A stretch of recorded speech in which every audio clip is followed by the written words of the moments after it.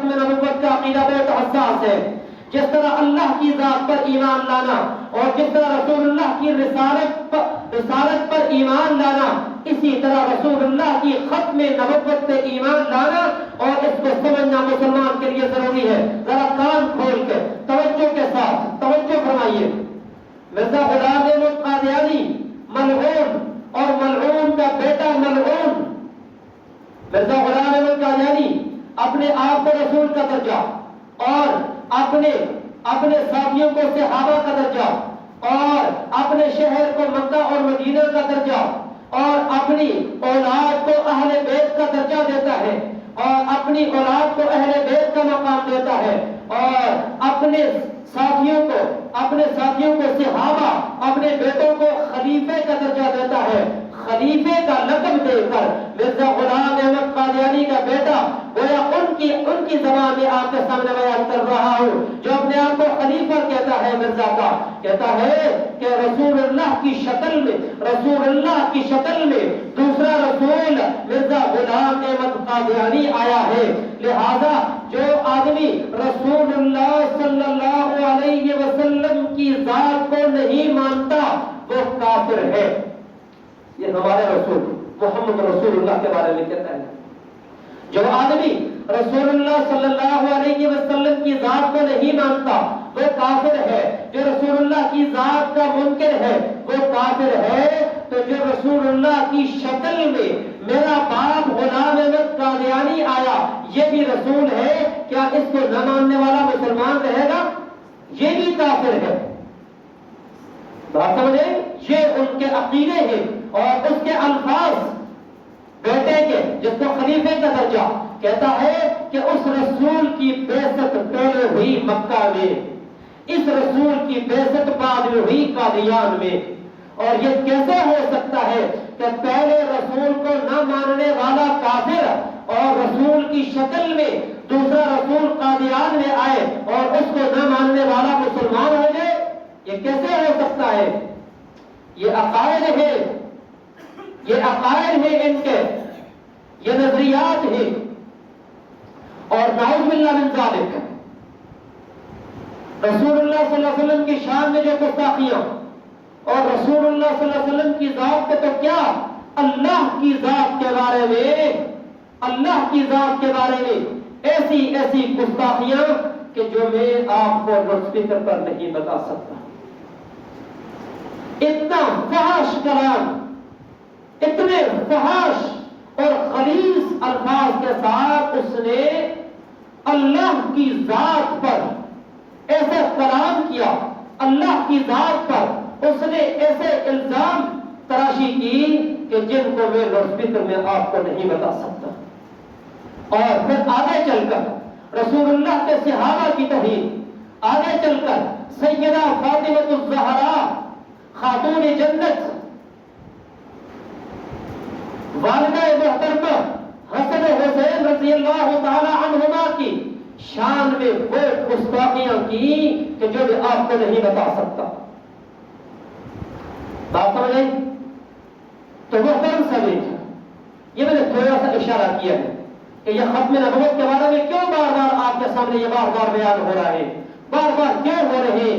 یہ غلام احمد قادیانی، اس کا زمانہ بہت دیر ہو چکی ہے، بہت دیر ہو چکی ہے. صدی سے اوپر اس کا زمانہ ہو چکا ہے اور صدی سے اوپر اس کی دعوت پھیل رہی ہے، اتنی پھیل رہی ہے کہ اس کی دعوت نے دنیا کو لپیٹ لیا ہے اور ہر گلی اور کوچے میں اس کی دعوت عام ہو رہی ہے. یہ سادہ مسلمان کہیں ایسا نہ ہو کہ کم علمی کی وجہ سے پیسے کی لالچ میں دھوکے میں آ کر رسول اللہ کی رسالت سے کہیں پھر نہ جائے. اس لیے آپ تک یہ حساس مسئلہ آپ تک پہنچا رہے ہیں، حساس مسئلہ. اور پہلے تو چونکہ کلمہ یہی پڑھتے ہیں، قرآن یہی پڑھتے ہیں، نماز یہی پڑھتے ہیں، اس لیے ان کو سمجھنا مشکل تھا. علماء اکرام نے میدان میں آ کر سن 1974 میں اور اس وقت کے جو ہمارے حکومتی لوگ تھے، ذوالفقار علی بھٹو اور جنرل ضیاء الحق، ان لوگوں کے بڑے کارنامے ہیں۔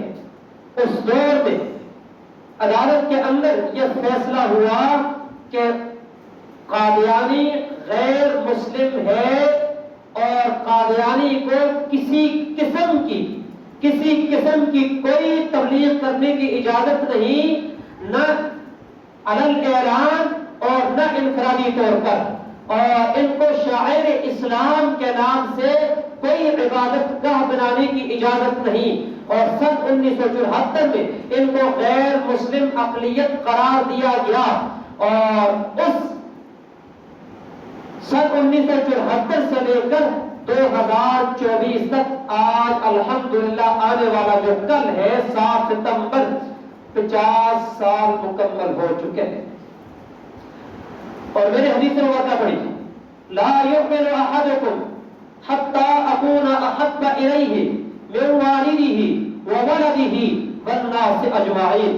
اللہ کے پیارے محبوب علیہ السلام نے فرمایا کہ اس وقت تک مسلمان اپنے کامل ایمان کو نہیں پہنچ سکتا، اس وقت تک مسلمان کا ایمان اپنے کمال درجے تک نہیں پہنچ سکتا، حتی اکون احب الیہ من والدہ، یہاں تک کہ اس کو میں اپنے باپ سے زیادہ محبوب نہ ہو جاؤں، اپنے ماں باپ سے زیادہ محبوب نہ ہو جاؤں، وولدہ، اور یہاں تک کہ میں اس کو اپنی اولاد سے زیادہ محبوب نہ ہو جاؤں، والناس اجمعین، اور یہاں تک کہ میں اس مسلمان کو ساری کائنات سے زیادہ محبوب نہ ہو جاؤں، اس وقت تک مسلمان اپنے ایمان کے کامل درجے تک نہیں پہنچ سکتا۔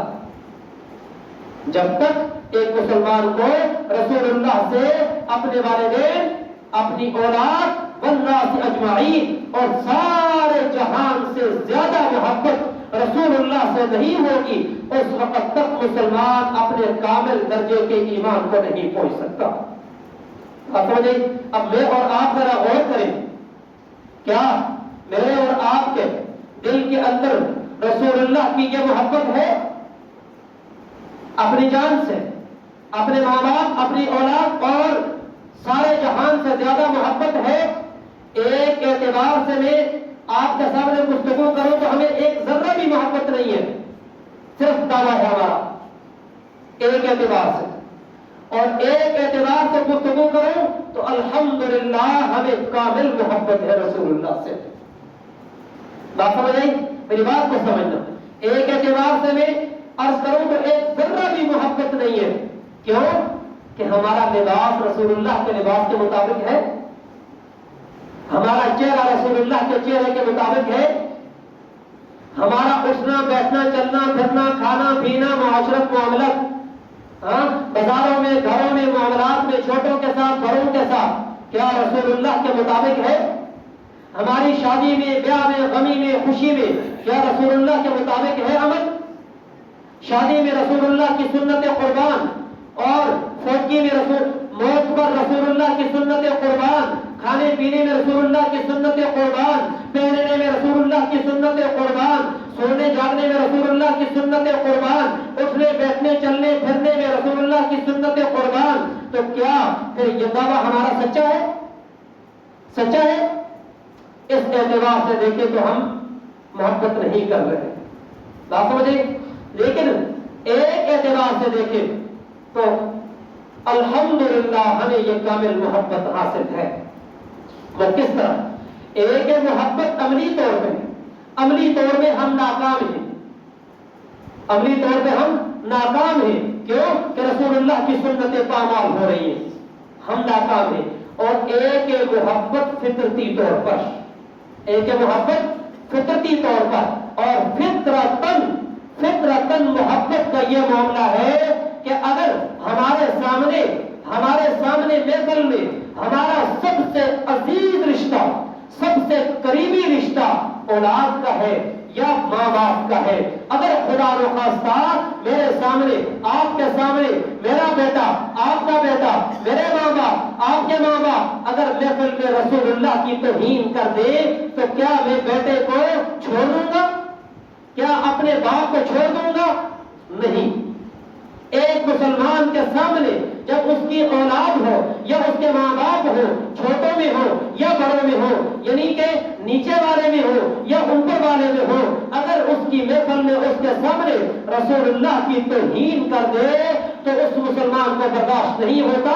اس مسلمان کے خون کے اندر گرمائش آ جاتی ہے، تپش آ جاتی ہے، اس کا ایمان حرارت میں آ جاتا ہے اور اس کو وہ جوش آتا ہے کہ وہ اپنے باپ کا سر قلم کرنے کو تیار ہو جاتا ہے.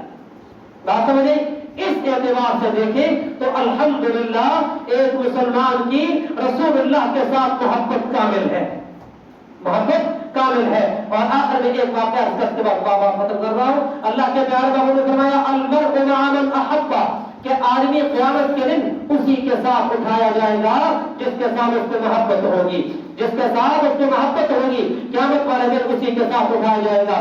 غزوہ احد مدینہ منورہ میں مسجد نبوی شریف سے مدینہ منورہ سے چند فرلانگ پہ غزوہ احد ہے. اور جن حضرات کا سفر ہوا ہے انہوں نے دیکھا ہے غزوہ احد کا میدان، غزوہ احد کا مقام ہے. آپ صلی اللہ علیہ وسلم غزوہ احد میں اپنے جان نثاروں کے ساتھ، وہاں مشرکین مکہ کے ساتھ جنگ و جدال ہو رہا ہے. آپ صلی اللہ علیہ وسلم کے بارے میں وہاں مدینہ المنورہ میں یہ خبر مشہور ہو گئی کہ نعوذ باللہ من ذلک نبی کریم صلی اللہ علیہ وسلم کو شہید کر دیا گیا. کیا خبر مشہور ہوئی؟ کہ نبی کریم صلی اللہ علیہ وسلم کو شہید کر دیا گیا.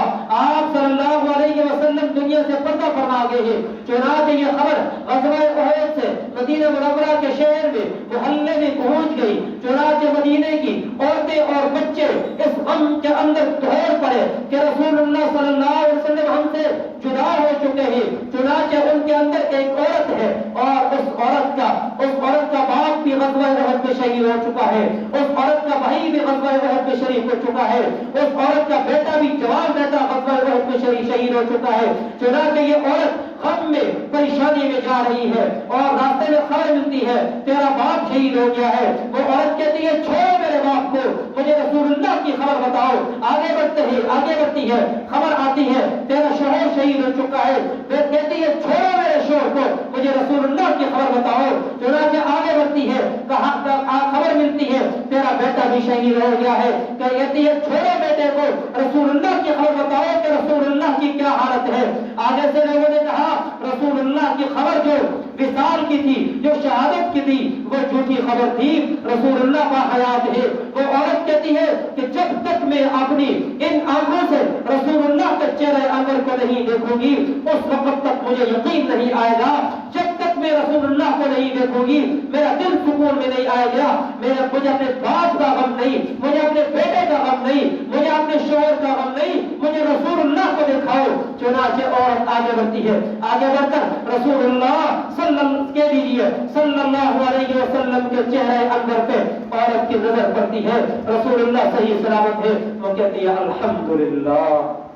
الحمدللہ مجھے باپ بیٹے شوہر کی کوئی پرواہ نہیں. چنانچہ صحابہ کرام کی رسول اللہ سے یہ محبت تھی. اللہ تعالی ہمیں بھی آپ صلی اللہ علیہ وسلم کی سچی محبت نصیب فرمائے اور زندگی کے آخری سانس تک، آخری قطرے تک رسول اللہ کے خط میں محبت میں ہمیں پہرے دار بنا دے. اللہ تعالی عمل کی توفیق عطا فرمائے. وآخر دعوانا الحمدللہ.